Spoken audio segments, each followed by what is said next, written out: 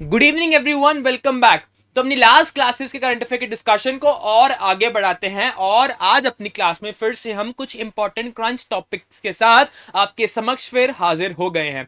लेकिन आज की क्लास की एक खूबसूरती या यूनिकनेस ये रहने वाली है कि हम पहले आपके साथ क्वेश्चन डिस्कस करेंगे, उस करंट अफेयर से क्या बन सकता है उस क्वेश्चन को डिस्कस करेंगे, चेक करेंगे कि आपको आंसर आता है कि नहीं आता है, और उसके बाद हम उस करंट अफेयर का आंसर साथ में रेलेवेंस और उसके साथ और जुड़े हुए दो तीन इंपॉर्टेंट फैक्ट्स को हम आज क्लास डिस्कस करने वाले हैं।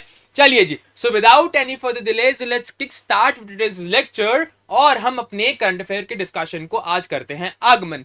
बहरहाल उससे पहले मैं आपको जरूर बताना चाहूंगा कि टेलीग्राम चैनल का लिंक हमारे डिस्क्रिप्शन बॉक्स में दिया है, जाइए जाके चैनल को सब्सक्राइब कीजिए ताकि कोई भी कंटेंट से रिलेटेड अपडेट्स आप मिस ना करें।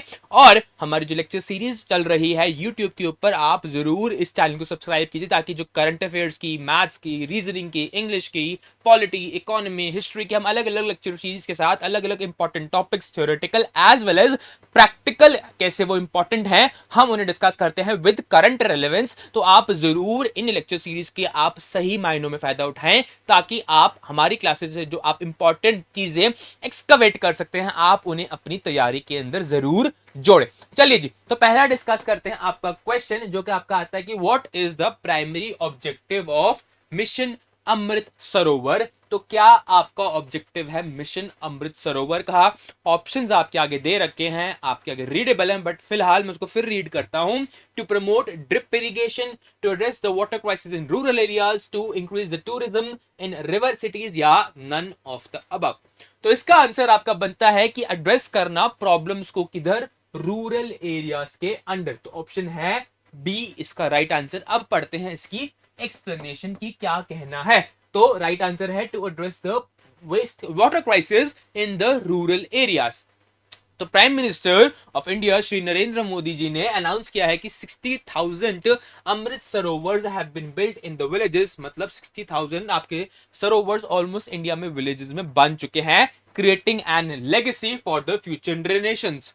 इनिशिएटिव का बिगैन किया था अप्रैल 2022 में, 24 अप्रैल को, जो कि एम कर रहा था कि हम कंस्ट्रक्ट करना चाहते हैं 75 Amrit sarovars for the 75th year of independence. तो 75 सरोवर्स, अमृत सरोवर्स की बात की गई थी, लेकिन यहां 60,000 अब तक बना दिए गए हैं जो कि एक लेगेसी छोड़ के जा रही है।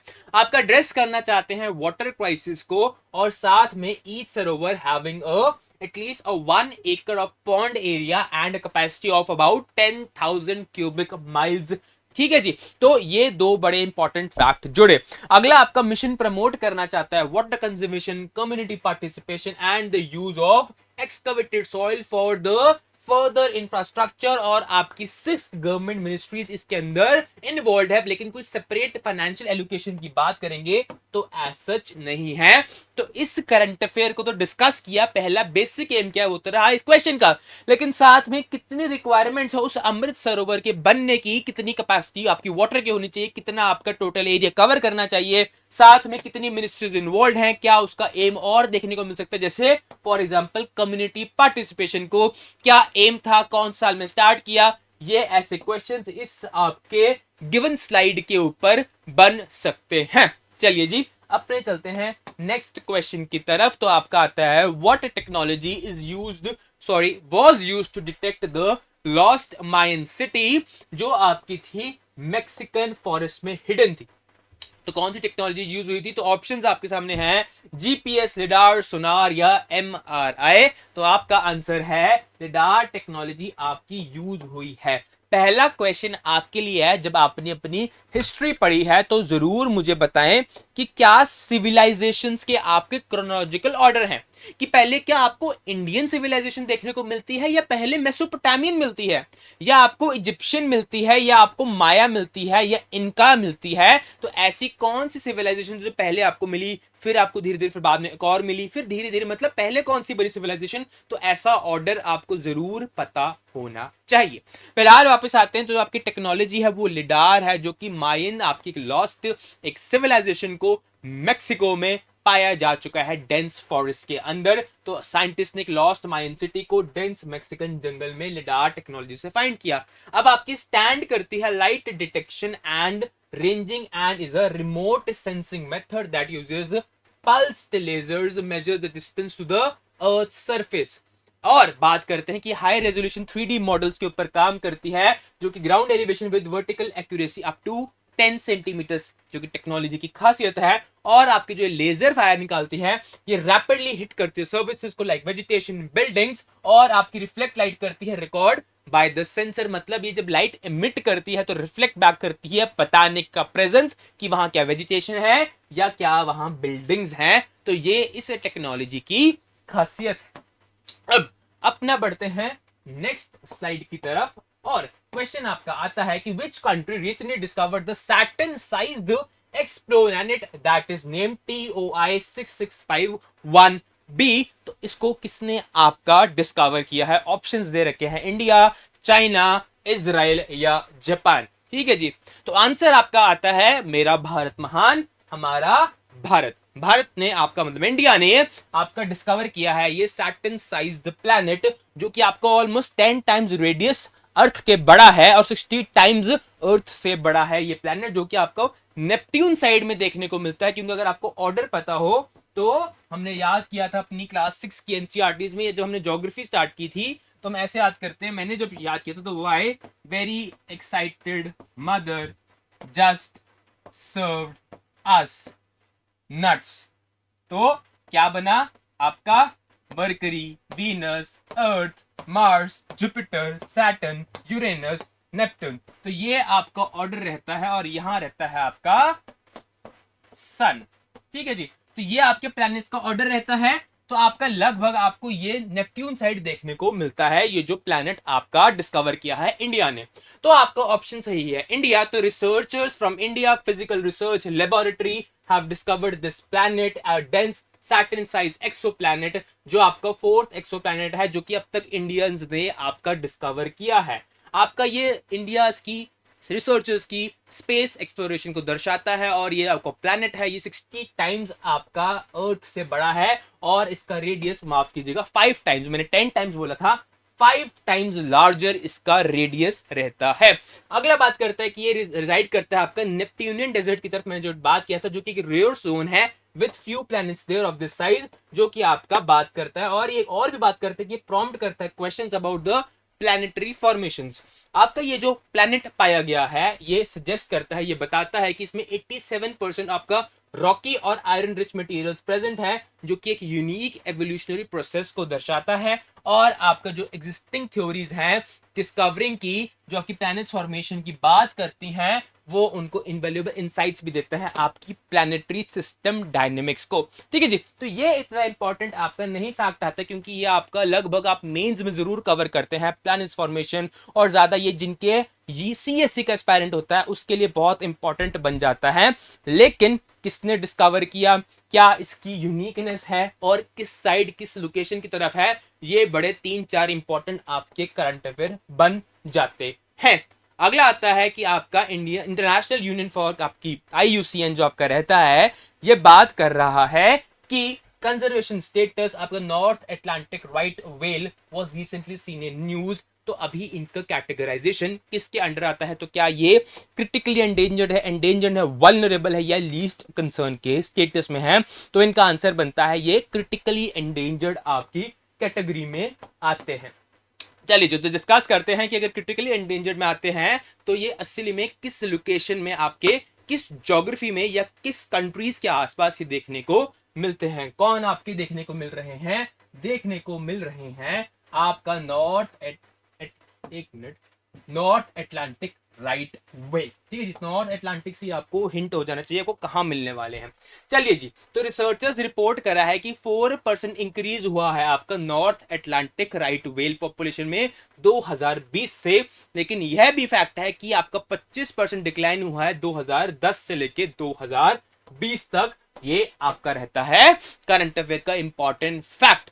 अगली बात करते हैं, जो माइग्रेटरी वेल्स हैं ये स्पेंड करते हैं अपना टाइम विंटर्स का कहां करते हैं? इन वार्मर वाटर्स, और आपका माइग्रेट कर जाते हैं पोल्स की तरफ। कब? जब होती हैं आपकी लेट समर्स। तो ये इनहेबिट करते हैं आपका टेम्परेट और आपका सब polar waters of the north Atlantic and the north Pacific oceans.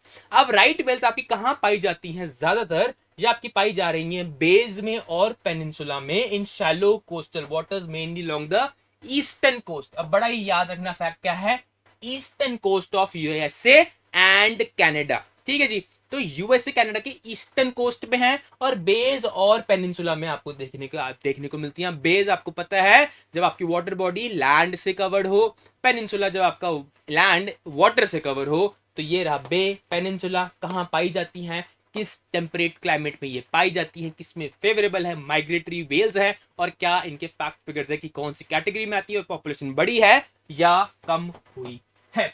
अगला आता है आपका, क्योंकि अभी अभी दिवाली भी गई है, तो which city set a Guinness world record, जहां आपको देखने को मिलेगा by lighting 2.5 million diyas during the Deepotsav 2024। Options है अयोध्या, वाराणसी, मथुरा या आपके हरिद्वार।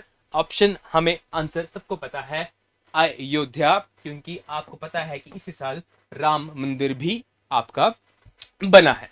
चलिए जी, तो करेक्ट आंसर है अयोध्या। तो अयोध्या आपका सेट करता है गिनीज वर्ल्ड रिकॉर्ड 2024 दीपोत्सव का, सेलिब्रेट कर रहा है, जहां 25 लाख से ज्यादा दिए आपको देखने को मिले हैं जलाते हुए। कहां, रिवर बड़ी इंपॉर्टेंट है, सरयू रिवर पे, were lit along the Sarayu river marking the largest display of oil lamps. और साथ में अनदर रिकॉर्ड भी था जो मोस्ट पीपल थे वहां परफॉर्म किया था दिया रोटेशन को, वो भी एक गिनीज वर्ल्ड रिकॉर्ड था। अगला आता है बांग्लादेश आपकी फुटबॉल जीती है, हैज वॉन द आपका SAFF women's championship 2024 by defeating which of the which, मतलब by defeating which country. So options है नेपाल, भूटान, इंडिया, म्यांमार। तो आपको पता होना चाहिए कि आपको हराया है बांग्लादेश ने, किसको हराया है, बांग्लादेश ने हराया है नेपाल को। और एक और फैक्ट है कि जो मैच हुआ था ये हुआ भी काठमांडू नेपाल के अंदर था, जहां नेपाल के प्राइम मिनिस्टर प्रेजेंट थे और उन्होंने आपका पैसे भी अनाउंस किए थे, cash prizes for the Nepal women's football team. Correct answer है Nepal. Bangladesh won the South Asian football federation SAFF women's championship 2024। किसको हराया है, नेपाल को। और अब कहां हुआ था, दशरथ स्टेडियम एंड काठमांडू, दशरथ। तो आपको रेलेवेंस याद आनी चाहिए किसकी, रामायण की। चलिए जी, तो काठमांडू में आपके बांग्लादेश ने हराया है नेपाल को और वुमेन्स चैंपियनशिप फुटबॉल की जीती। अगला बड़ा इंपॉर्टेंट है कि जो आपकी रहती है the Thadou tribe primarily resides in which state. तो ऑप्शंस हैं मणिपुर, असम, उड़ीसा, बिहार। तो जो बच्चे जुड़े हैं उनको पता होना चाहिए, बड़ा इंपॉर्टेंट आपका फैक्ट है, क्योंकि ये जो ट्राइब है इसको कुकीज ग्रुप का सब पार्ट माना जाता है, लेकिन इंडिपेंडेंस से पहले कॉलोनियल टाइम्स में और पोस्ट इंडिपेंडेंस इन्होंने कभी भी अपनी रेलेवेंस, अपनी अपनी लीनियज की डिसेंडेंसी कभी भी कुकी ग्रुप से नहीं मानी है। तो आंसर बनता है मणिपुर, और इंफाल वैली की तरफ ये रिजाइड करते हैं। तो जो थजाऊ ट्राइब है मणिपुर में रिजेक्ट करती है कॉलोनियल और पोस्ट इंडिपेंडेंट टाइम से जो इनकी क्लासिफाई कर रहे हैं किसके अंडर, इनको लेबलिंग दी जा रही है as a part of Kuki group. ये नहीं मानते हैं और बोलते हैं कि हम पे जबरदस्ती आर्बिट्ररी इंपोजिशन की जा रही है। जो थदाऊ ट्राइब इंडिजिनस पीपल है ये आपकी इंफाल वैली मणिपुर में रहते हैं और इनके अलग अलग नाम है, जो कि चिलिया, कोकीन, तिजंग और थेरोवन है, जो कि गिवन है।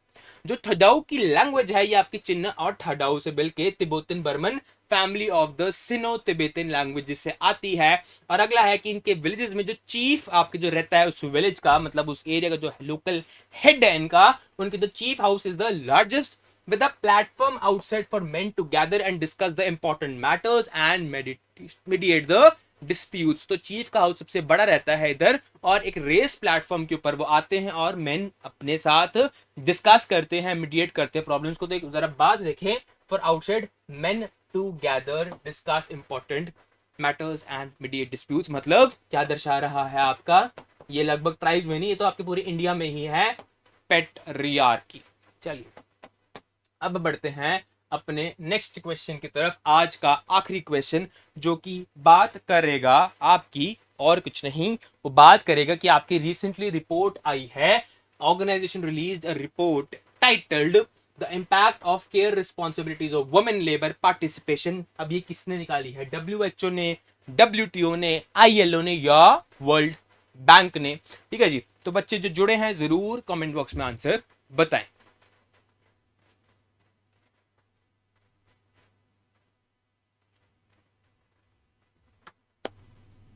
चलिए इसका सही आंसर रहने वाला है आपका International Labour organisation.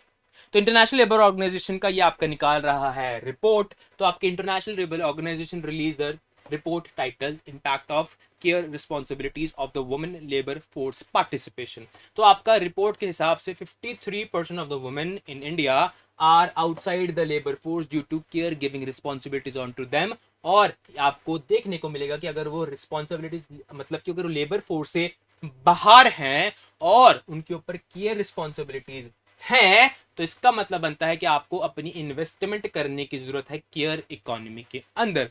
Care economy को आप जरूर मतलब पता करके आए, और अगर आपको नहीं पता है तो आप जरूर इसके ऊपर मंथन करें। नेक्स्ट क्लास करंट अफेयर्स का मैं सबसे पहले आपको केयर इकोनॉमी का मतलब बताऊंगा, और जरूर जो जुड़े हैं वो जरूर पहले मैं पूछूंगा, आप जरूर कमेंट बॉक्स में बताना कि केयर इकोनॉमी का मतलब क्या है, वरना मैं तो बता ही दूंगा। और अगर जो ड्रास्टिक आपका कंट्रास्ट देखने को मिलता है, जो हम बार बार जेंडर इक्वालिटी की बात करते हैं, तो आपको अगर बात करें कि आउटसाइड द लेबर फोर्स जो केयर रिस्पॉन्सिबिलिटीज, तो अगर मेन की बात करें कितने मेन बाहर हैं, तो 1.1% of the men are out of the work due to similar reasons. आपकी रिपोर्ट एम्फसाइज करती है अर्ली चाइल्डहुड केयर की, एजुकेशन की, to boost the women labour force participation and gender equality, क्योंकि आपको इन्वेस्टमेंट आपको सही मायनों पे फोकस अर्ली चाइल्डहुड केयर से ही देना पड़ेगा, तभी आप अपनी लेबर फोर्स की एफिकेसी को, लेबर फोर्स की participation in context of women को बढ़ा सकते हैं। अगला बात करता है ग्लोबली, अगर बात करेंगे विश्व की बात करेंगे, तो 708 मिलियन आपको देखने को मिलेगा वुमेन। तो उसके कंट्रास्ट में अगर मेन की बात करें तो सिर्फ और सिर्फ 40 मिलियन ही रहते हैं आपके labour force due to care giving, highlighting the significantly gender disparity in the world। 708 million women आपकी केयर आपकी बाहर हो रही है लेबर फोर्स से, क्योंकि उनके ऊपर केयर रिस्पॉन्सिबिलिटीज हैं। और अगर मेन का देखेंगे तो सिर्फ और सिर्फ 40 मिलियन है। तो आपकी सोसाइटी कैसे स्क्यूड है, कैसे जेंडर डिस्पैरिटी है वर्ल्ड के अंदर, इंडिया के अंदर, यह ये रिपोर्ट दर्शा रही है। और सारा एम्फेसिस कहां दिया जा रहा है, अब प्रॉब्लम बता रही है, प्रॉब्लम क्या एग्जिस्ट कर रही है, तो अब सोल्यूशन क्या है, early childhood care and education ECC to boost women's labor force participation and gender equality। तो ये तो रहा हमारा आज के करंट अफेयर्स को डिस्कस करने का यूनिक वे, जहां हमने पहले क्वेश्चन डिस्कस किया, उसके बाद हमने उसका आंसर डिस्कस किया, और साथ में जो उसके साथ जुड़े हुए फैक्ट्स हैं हमने वह भी डिस्कस करे आपके साथ आज की क्लास के अंदर। ठीक है जी, तो आज की क्लास के लिए तो बस इतना ही। तो अगर आपको पहला मेथड पसंद था तो आप कमेंट बॉक्स में लिखें, अगर विद क्वेश्चन पसंद है तो आप कमेंट बॉक्स में लिखें। तो जो आपके तरीका है, क्योंकि we believe in participation and inclusive democracy, though it's nation building और though it's a class formation. तो जो भी आपका रहेगा पॉइंट ऑफ व्यू आप जरूर कमेंट बॉक्स में बताएं। आज के लिए बस इतना ही। टेलीग्राम चैनल का लिंक डिस्क्रिप्शन बॉक्स में दिया है, जाके चैनल को सब्सक्राइब कीजिए, और हमारे चैनल को यूट्यूब सक्सेस स्टोरी लाइफ या ऑनलाइन प्लेटफॉर्म को भी सब्सक्राइब कीजिए, ताकि कोई भी नोटिफिकेशन से आप वंचित ना रहें और आपकी तैयारी हमेशा सफल और प्रबल दावेदार की तरह आपको आगे बढ़ाती चले। आज के लिए बस इतना ही। खुश रहें, स्वस्थ रहें और अपने संकल्प की तरफ हमेशा अग्रसर होते रहें। धन्यवाद। जय हिंद।